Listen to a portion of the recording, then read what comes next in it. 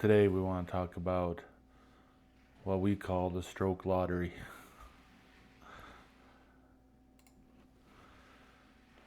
My name's Shane.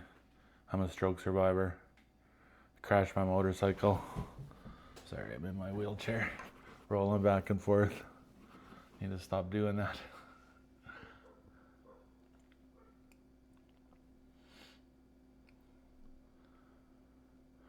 I crashed my motorcycle last summer, broke a blood vessel in my neck, and it caused a brain bleed. And then I spent 11 months in the hospital and inpatient therapy, most of it in Ponoka, Alberta.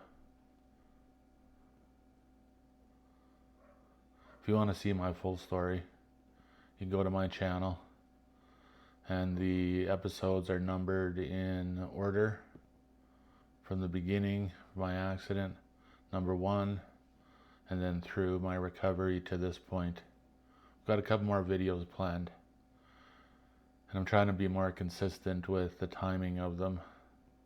I got my daily schedule nailed down now, which has been really good for me. It's good to be organized. So the stroke lottery really is just a fun term I put for it that discusses all the different variety of implications and physical losses, mental losses that one can have when I have a stroke.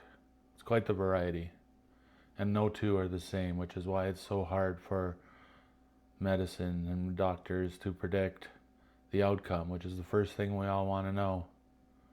Will I ever walk again? Will I ever live a normal life again? We're going to cover 1, 2, 3, 4, 5 things in here. First off, a quick thank you. Thank you to friends.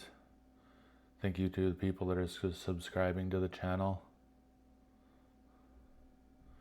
We're not really viable on YouTube yet until we get, I think it's 1,000 subscribers and 4,000 watch hours. So it's a lofty goal.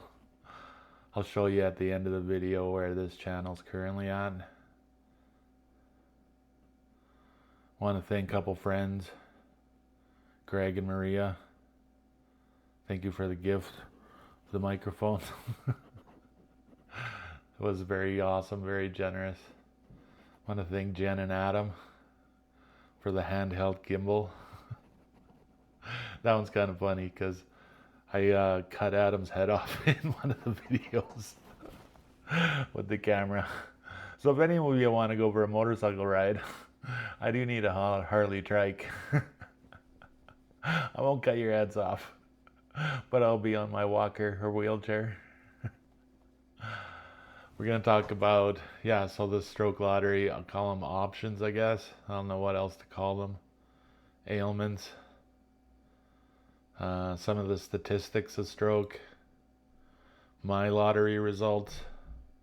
And then quickly cover just the channel. If you're interested, stick around to the end for that. It's not super exciting.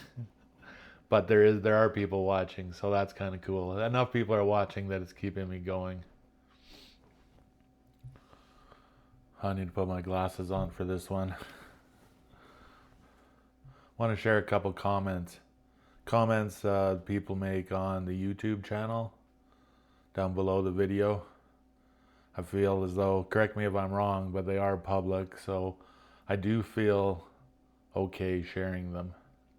The emails that I'm receiving are confidential, so I won't share those. And thank you for those of you that have emailed me, and Benjamin and Emily. We greatly appreciate it.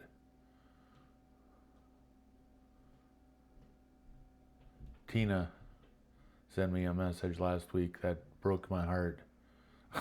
Don't want this to be all sad, but this one was touching. So Tina, if you're watching, would love an update on this and your daughter. Tina said, "Hi from Australia. My daughter just had heart surgery and unfortunately had multiple strokes during surgery. So she is going through all this as I listen to your story. Wow, Tina. I replied back to you on that and just mentioned that as a parent myself, man, I would give myself over so many times over so that my child wouldn't have to go through what your daughter's going through. And I know you probably feel the same way. So to all the watchers out there, subscribers, if you're a praying person, please include Tina and her daughter in your prayers. And then we get lots of support messages. This one was wonderful. Benji and Emily are so great. Really couldn't get a better support system. These ladies are truly amazing. They are. And thank you for sending that. That was Katie. There's another one. What a fight back into your life. Good for you. Awesome to see. You're so amazing. I love the positivity you are sharing with people. Thank you. I hope that it's making a difference. That's why we're doing this.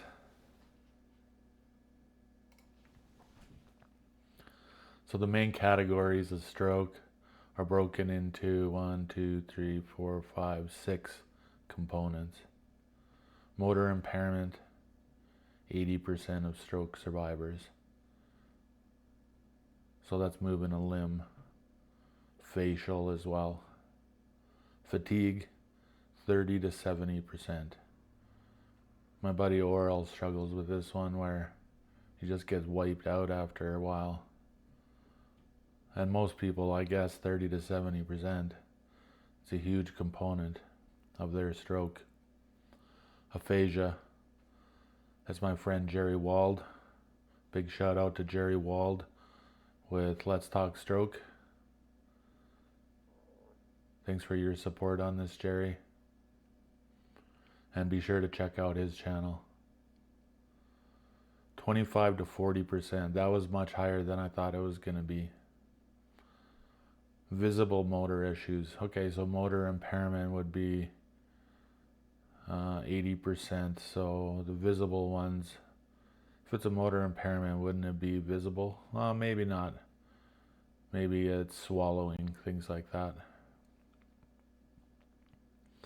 So with the leg, walking with a limp, an arm, a lot of people have spasticity in their arm. They can't straighten it out. I was very fortunate that mine came back.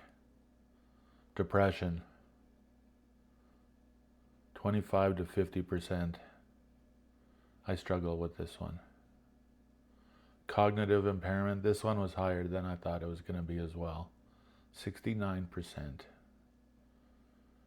Where people can't remember, they can't do, part of it's probably memory, but things that they've learned in the past, simple math, spelling. I've been blessed there. Unfortunately, we do lose a lot of people. So back onto a sad one. 15% of people pass away within the first month after a stroke. This one shocked me as well. And if you're a stroke survivor and watching this, well done.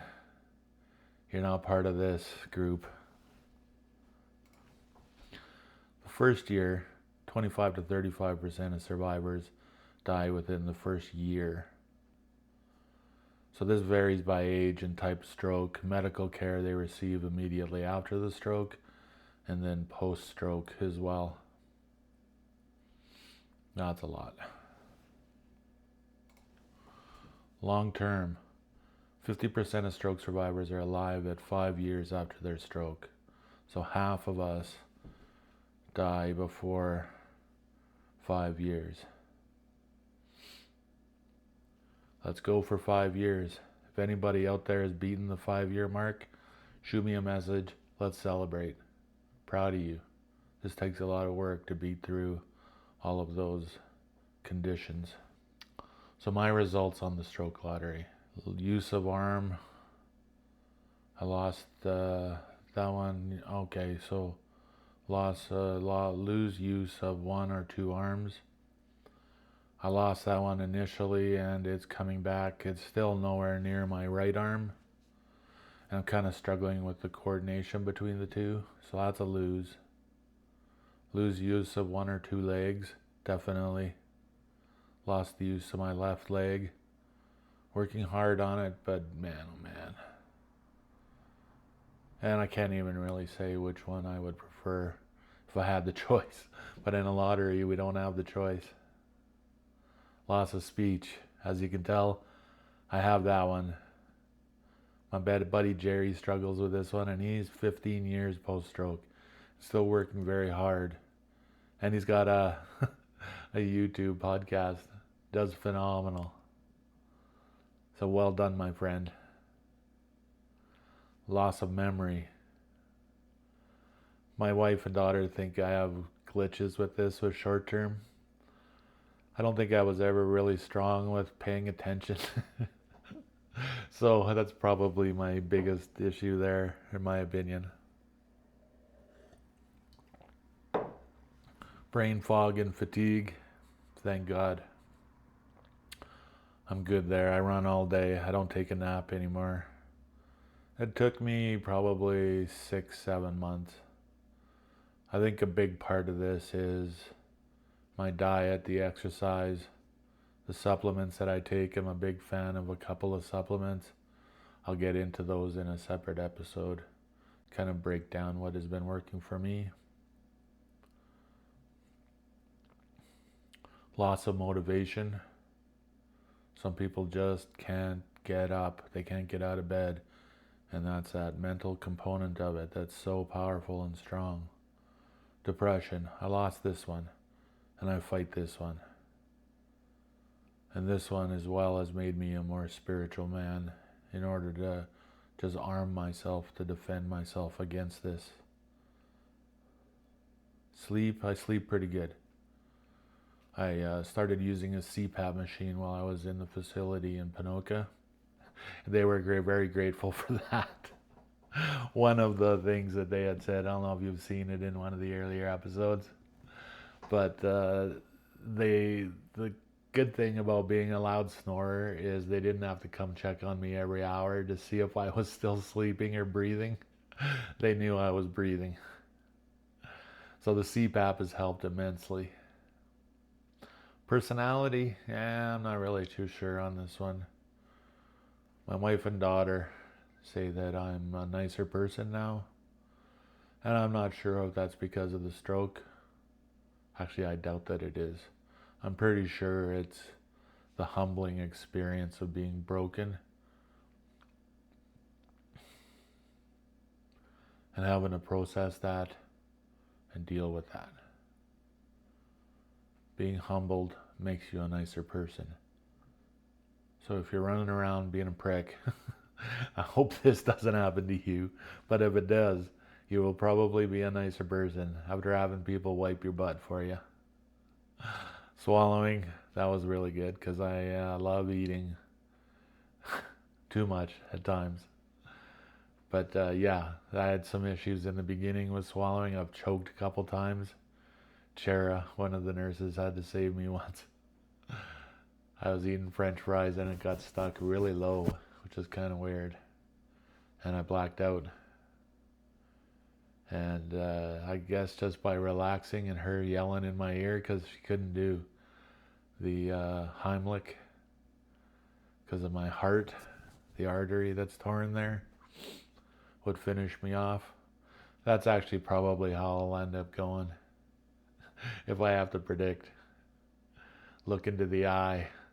If you've ever seen the movie Big Fish, phenomenal movie. Mood swings. Yeah, I don't really know on this one either.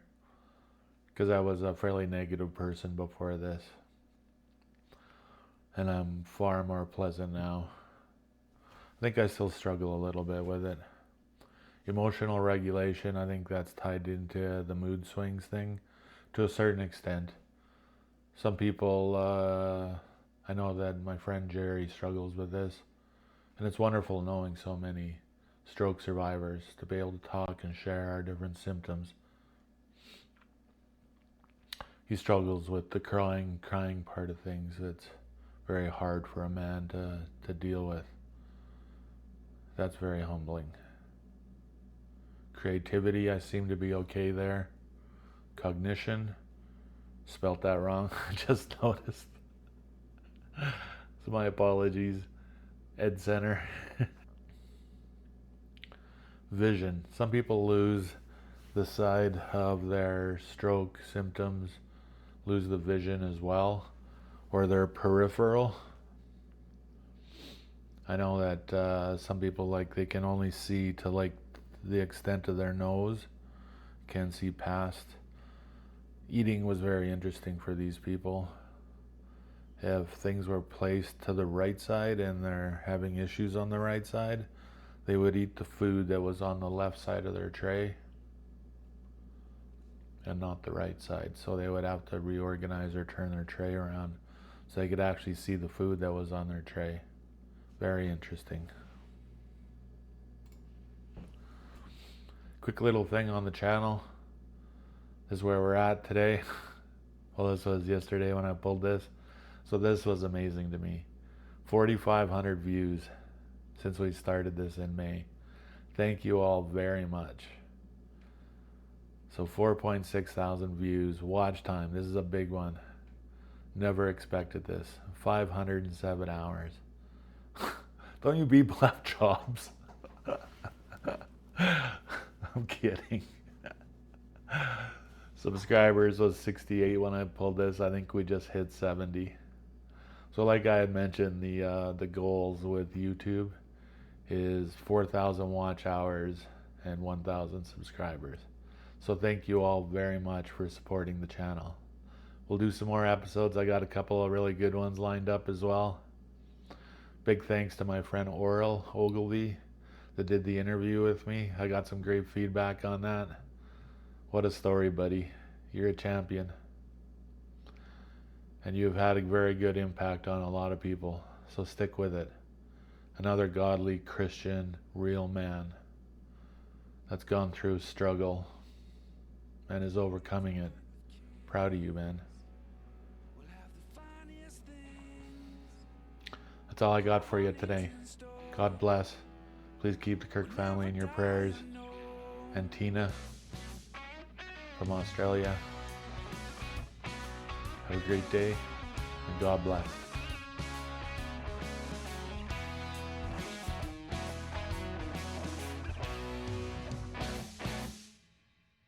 It's time to control our fate. While in the shadows of giants we await temptations of what